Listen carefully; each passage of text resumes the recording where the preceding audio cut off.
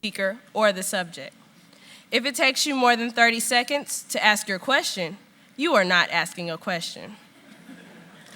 Please adhere to this guideline or we will pull the plug on the mic. On the back of your program, you will see a space entitled Thoughts. This is for you to take notes during the lecture and hopefully serve as a stimulus for later reflection and discussion. As you may have noticed in your program, tonight's lecture is a collective venture by many organizations. We would like to thank our sponsors for making this series possible. The program will proceed as printed.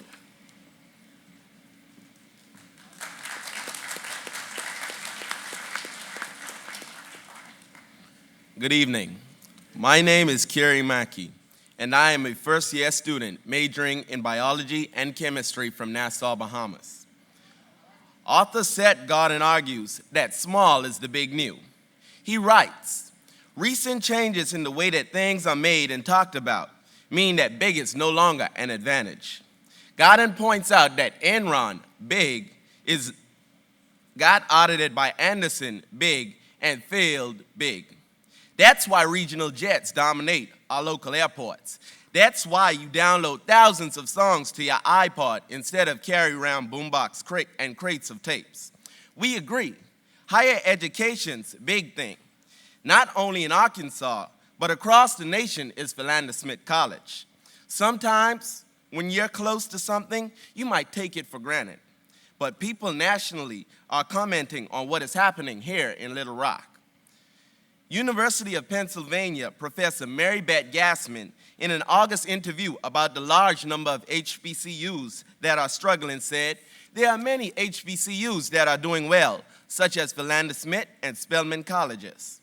New White House initiative on HBCU Executive Director Dr. John Wilson, in his first interview, praised the college for adopting a series of policies and programs to address black male retention. Finally, in a keynote address on September 2nd, Secretary of Education Arne Duncan cited Philander Smith College by name for our efforts in improving overall retention and graduation rates. Duncan said, and I quote, that's the kind of progress and momentum that we have to replicate. We're small, but we're kind of a big deal. Over the past 5 years, our average high school GPA is up 21%. Our average ACT is up 22%. Our graduation rate is up 25%, and our retention rate is up 39%. Kind of strange to hear a college talk about retention and graduation rates, since most just talk about how, well, big they are. The fact that our enrollment is up 13% this year just proves that we're hot. Yes, we're kind of a big deal. A United Methodist Church College, a founding member of the UNCF, 650 students from over 25 states and several countries, 2 amazing choirs, nationally prominent alumni, and bold enough to want to graduate, academically accomplished students, grounded as advocates for social justice, determined to change the world for the better. Now that's a big deal. Please welcome the 12th president of Philander Smith College, America's socially conscious hip-hop president, and father of the first baby in the country born on Election Day, 2008, with the name Barack, Dr. Walter M. Kimbrough.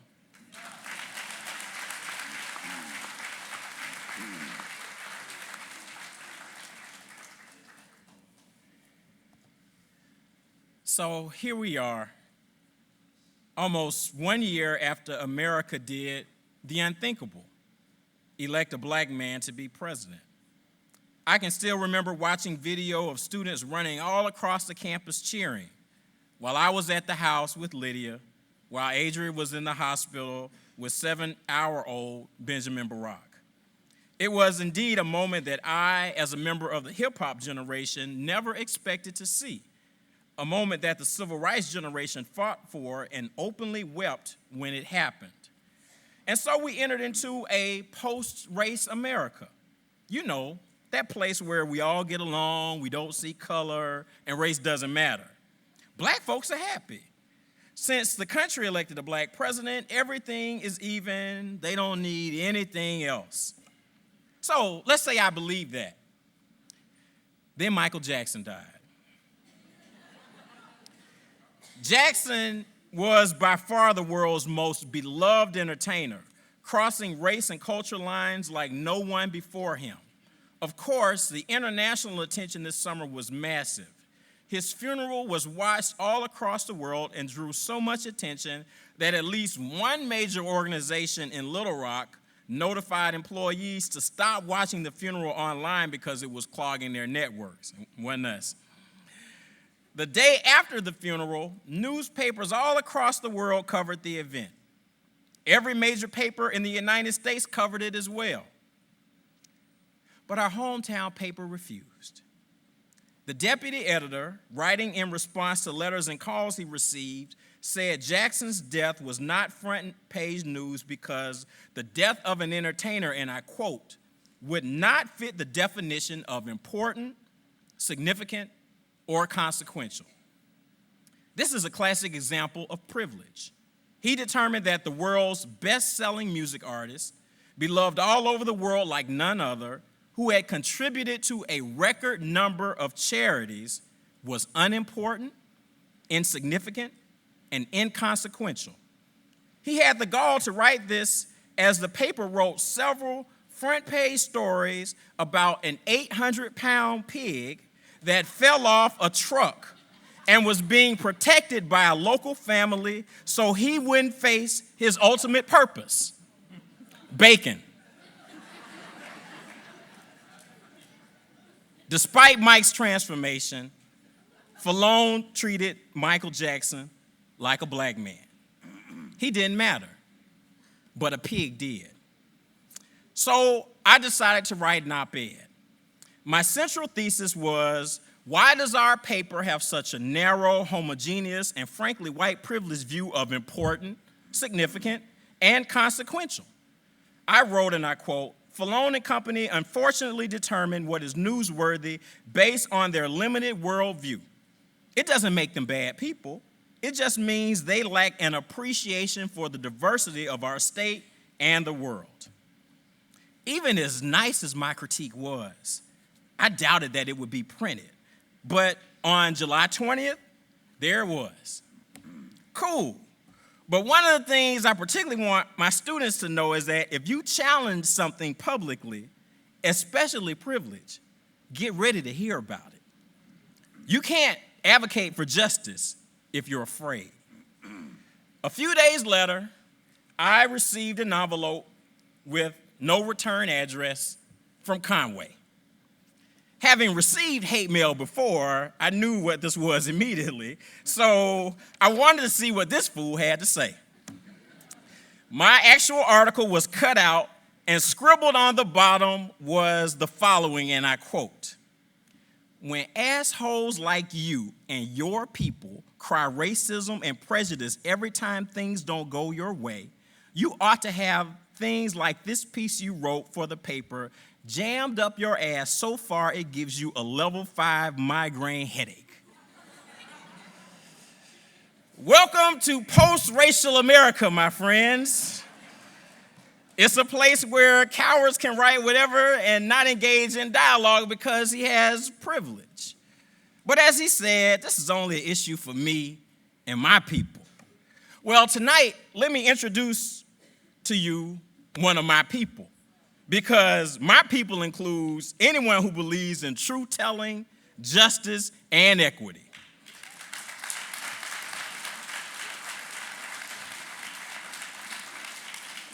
Tim Wise is among the most prominent anti-racist writers and activists in the U.S., having spoken to over 300,000 people in 48 states and on over 400 college campuses, including Harvard, Stanford, and the law schools at Yale, Columbia, and Vanderbilt. He has trained teachers as well as corporate, government, media, entertainment, military, and law enforcement officials on methods for dismantling racism in their institutions, and has served as a consultant for plaintiffs' attorneys in federal discrimination cases in New York and Washington State. From 1999 to 2003, Wise served as an advisor to the Fisk University Race Relations Institute, and in the early 90s was associate director of the Louisiana Coalition Against Racism and Nazism, the largest of the many groups responsible for the political defeat of neo-Nazi David Duke. Wise's most recent book is Between Barack and a Hard Place, Challenging Racism, Privilege, and Denial in the Age of Obama, which explores the issues of race within the context of the Obama presidency. He is also the author of White Like Me, Reflections on Race from a Privileged Son, Affirmative Action, Racial Preference in Black and White, and a collection of his essays entitled Speaking Treason Fluently, Anti-Racist Reflections from an Angry White Male. Wise received the 2002 National Youth Advocacy Coalition's Social Justice Impact Award in recognition of his contributions to the struggle for equity, as well as the 2001 British Diversity Award for Best Featured Column on Race and Diversity Issues. Wise received his BA from Tulane University and anti-racism training from the People's Institute for Survival and Beyond, both in New Orleans. Tim Wise, will you please come forward and bless the mic?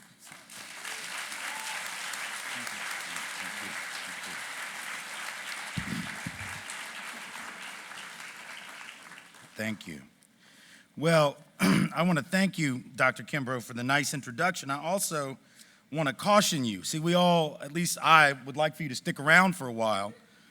And one of the things that some of us have learned about hate mail is you do not open it without a bomb-sniffing dog, without some other entity to come and help you with that. That's one of those things that after a while you learn, because I too have received plenty of those kinds of messages. Long as it's not too bulky, long as there are no wires sticking out of it, long as there's no oil or grease spot on it, you're probably all right. But you have to be very, very careful when people want to send you that kind of message. And so I'm glad that it was only a note, and I'm glad that you're still here to tell the story, as sad as the story was. Speaking of which, I want to start with one. And this story that I start with has absolutely nothing to do with race. It has absolutely nothing to do with racism. It has nothing to do with white privilege. But when I'm done telling it, I feel pretty confident that you are going to realize that it says something about all of those topics, even if those topics are not the subject per se of the story. It is a story that takes me back 19 years, right after I got out of college. As you heard in the introduction, I graduated from Tulane University in New Orleans, Louisiana in May of 1990. And immediately after graduating, I thought it would be a really good idea to move into a very large house with 9 other people. Let me give you a little bit of life advice. And if you don't take anything else away from my speech tonight, that would be a shame, but take this. Do not make the mistake. Don't do it next week. Don't do it next month. Never, ever make the mistake of saying to yourself, this would be a good idea. Why don't I move into a very large house with 9 other people? Because it is not going to go the way you think it is going to go. See, we thought it would be great because we would save money. Now, that will happen. When you live with 10 people in a house, you will, almost by definition, save money. And when you're out of college, you're broke, so that's a big deal. So we thought this is gonna work great. It was $525 a month. I don't mean per person, I mean total. Now, I don't know how good you are at math. It is not my best subject, but that is a calculation that even I, as math challenged as I am, can nonetheless do in my head with no help from anybody. It's $52.50 a month per person. Now, even in 1990, that was good. 2009, that would be ridiculous. They won't even let you live on the street for that. They will charge you more than $52.50 to just sit on the curb, literally. But in 1990, $52.50 was really good. So we thought it would work out okay. And even when you take the utility bill, the grocery bill, because we also split the cost of food, was still less than $100 per person. So we thought it would be fine, but about 6 months into this thing, I came to understand at a very personal level why I would have been better off to just save my money and move home with my parents. Anything but live in this house with these 9 people. Because I come home one night from work and I notice that one of my roommates is making dinner for the evening, because that's what we also did. We didn't just share the cost, we also took turns cooking the meals. And it was his turn, and he was making gumbo on the left front burner of our stove because it's New Orleans and that's what you do. And this was gumbo night.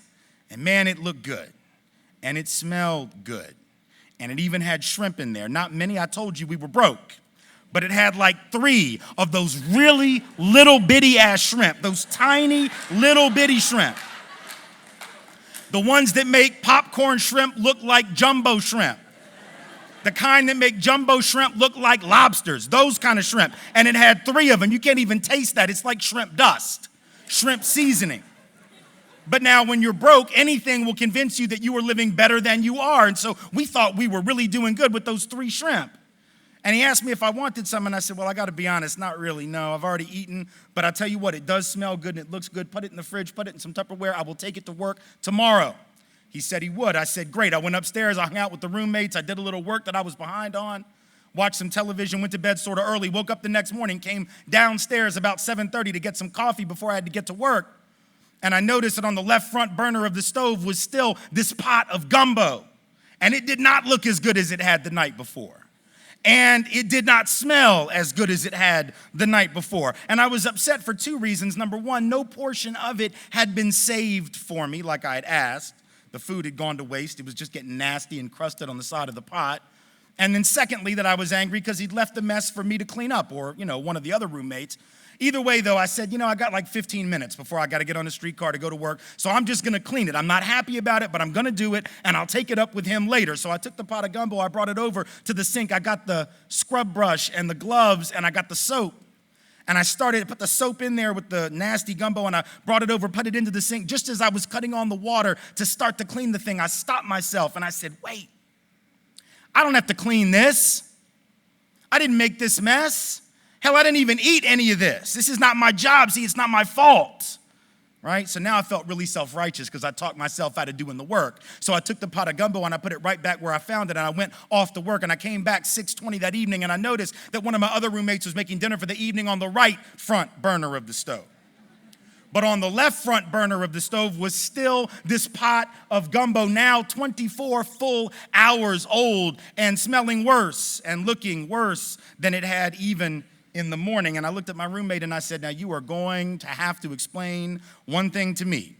And he said, what? I said, how is it that you can make dinner for the evening on the right front burner of the stove when I am fairly confident that you can smell last night's dinner on the left front burner because it's right there under your nostril? And he looked at me being a smart guy and said, oh, but Tim, I wasn't here for dinner last night. I didn't have any of the gumbo, let alone did I make it. How about you, he said, pointing an accusing finger in my general direction. Did you make the gumbo? I said, not me. He said, well, not I. And now we both felt self-righteous, for we knew what our mutual protestations of innocence meant. They meant that we had not made the mess, thus we were not going to clean it. He looked at me and said, would you like some lentils and rice? I said, yes, I would. And I ate my dinner, I cleaned the plate, I put it in the dish drainer to dry, I went upstairs, hung out with the roommates, watched some television, did some work that I was behind on, went to bed a little bit early, woke up at 7 o'clock the next morning. I had forgotten to set an alarm. But here's a little tip in case you need it. My guess is you will not, but I will offer it to you anyway. If you are living in a house where someone has left a pot of gumbo on the left front burner of your stove for what is now 36 and a half hours, trust me when I tell you that you will not need an alarm clock to wake you up. Because the smell is going to crawl out of the pot of gumbo on the legs that it has grown. And I am not speaking in metaphor now. I am not speaking in hyperbole. I mean that it is going to literally crawl out of the pot on the legs that it has sprouted in the 36 and a half hours that it has been sitting there. And it is going to crawl across the kitchen, across the living room floor, up the back stairs, down the back hall. It will go under your door frame. Or if you happen to live in New Orleans like I did, it will go through those really big keyholes that we have in the door. And it will find with the precision of a laser that thing on the front of your face that you call a nose, and you will be awake. And now I was angry because I knew what the smell meant, right? I knew what was waiting for me on the left front burner of that stove, having not been cleaned by anybody, least of all the guy that made the mess. So I swing open the door. I am angry. I run down the hall. I am angry. I live with 9 other people, cannot find one of them. And the guy that made the gumbo is like bin Laden. Nobody knows where in the hell he might have gone. It is as if he made the gumbo as a practical joke and then skipped town just to see how long it would take for somebody else in the house to clean up his mess. I got down to the bottom of the stairs. I look across the living room into the kitchen. I see the pot of gumbo, and I am confident, even though it has been nearly 20 years now, that the gumbo saw me. And it was at that moment, not one moment earlier, but trust me when I tell you, not one moment later, that I came to understand the most important thing that I'd ever learned in my life, and not just about gumbo, and not just about household cleanliness, and not just about the way you live, even when you ought not, with 9 other people in a really big house. But the most important lesson I had ever learned about anything from anybody with a PhD or just on the block, anything about any subject whatsoever, and that was this: it didn't really matter anymore whether I'd made the mess. It didn't really matter anymore whether I was, as the saying goes, the author of all this unpleasantness. The only thing that mattered was that I was tired of living in that funk. The only thing that mattered was that I was tired of living with the residue of someone else's actions, for which I was not to blame, but the legacy of which I was living with every hour that I did not clean the mess. You see, and the same is true with human society. When we get tired of living in the funk, when we get tired of living with the consequences of what someone else did, with or without our approval, with or without our involvement, not because we are guilty of it, but because we choose to take responsibility. And make no mistake, guilt and responsibility are not the same thing. If we have a hard time understanding the difference, we ought to look them up, because they are not, strictly speaking, synonymous with one another. Guilt is what you feel for what you did. Responsibility is what you take because of who you are. There is a profound difference. And when we get tired of living with that residue of what someone else did in our name so oftentimes in this society, we will clean it, not because we did it, but because we are the only ones left who can take responsibility for that legacy that we find. You see, back in 3rd or 4th grade science, they taught us about inertia. They taught us that an object in motion will continue in the same direction until it is stopped by a force of equal or greater weight pushing in the opposite direction. What they did not tell you is that inertia is not just a property of the physical universe. It is also a property of the socioeconomic and the political and the cultural universe. That which happens in one generation affects the next and the next and the next and the next, and in exactly the same direction until it is stopped by a force of equal or greater weight pushing against it. And when it comes to the legacy of race in this country, it is a legacy tortured and twisted and affecting every single one of us. For over 300 years, going back to the colonies of what would become this country, this system, though we do not call it this because we choose not to use honest language, we would rather revel in the lie that we tell, but for 300 years, this was a system of formal white supremacy. Formal white supremacy. That is the only appropriate praise for it and phrase for it, but you will not find that phrase in any book that you learn in junior high school or high school. You will not hear it called that. That phraseology will not be used to describe what this system was. Instead, we will call it an emerging democracy rather than a formal system of white supremacy. It was a system that elevated every single person capable of falling under the designation white above every single person who could not be so designated without one single solitary exception anywhere in the country. Even lower income people of European descent, like my great-grandfather, my father's father's father, a Jewish immigrant from Russia who did not even come here until 1907, even he, coming with the proverbial 32 cents and a ball of lint in his pocket, which is what we all will say that our ancestors came with if we are of European descent, whether it's accurate or not, came with something else, not just 32 cents and not just the ball of proverbial lint, but he came with his European ancestry.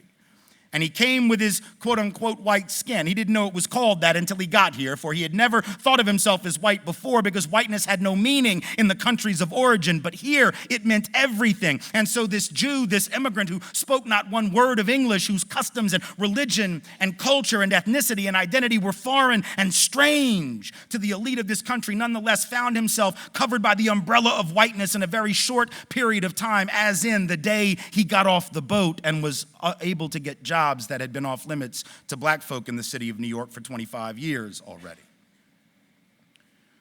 See, even his ability to come into the country and catch hell, even his ability to come into the country, catch hell, and work his way up had been an act of white privilege, whether or not he would have known that. And to say that does not take away any aspect of his hard work. He worked 18 hours a day. He is the prototypical hardworking immigrant story. And yet, there were people of African descent, as we all know, who had worked 18 hours a day for generations without the ability to own so much as their own name, let alone their own business, as my great-grandfather would be able to do after only a very few short years. There were people of color who had worked every bit as hard. People of African descent, people of Asian descent brought here to build the railroads so that the transcontinental economy could grow. And if they died, they died. That was the mentality of the railroad barons. They cared not a bit for the Chinese labor they had doing that work, or the Latino labor, mostly Mexicans, who we would bring across the border to do low-wage agricultural work and then send back across the border when we were done with them. That is the history of hard work in America. It has a black and brown face, but it has not been met with the same access to an opportunity structure. That's because of the formal system of white supremacy, or other parts of my family, like my mother's side, going all the way back to the 1630s. In the colonies of what would become this country, my 6th-degree great-grandfather, who was able to come, actually more than that, 7th or 8th degree great-grandfather, able to come and take advantage of the very first affirmative action program on this soil. But it's one we don't call that, or we don't call it affirmative action. We don't call it racial preference. We don't call it preferential treatment. We call it nation building. So that great-grandfather to the 7th or 8th degree comes in and is able to take advantage of what's called the head right system. It is a system about which my guess is not one of us learned anything in high school. I didn't even learn about this until 4 years ago when researching the second edition of my memoir, White Like Me. What this program was. It was a program that allowed male heads of household from England, who, of course, as you can imagine what they might have looked like, right, allowed them to get up to 50 acres of land and the tools to work that land just for making the journey. Affirmative action, racial preference, a handout, the kind of thing which if the government does that for folks of color, we call it welfare. But if we do that for white folks, we call it good macroeconomic policy.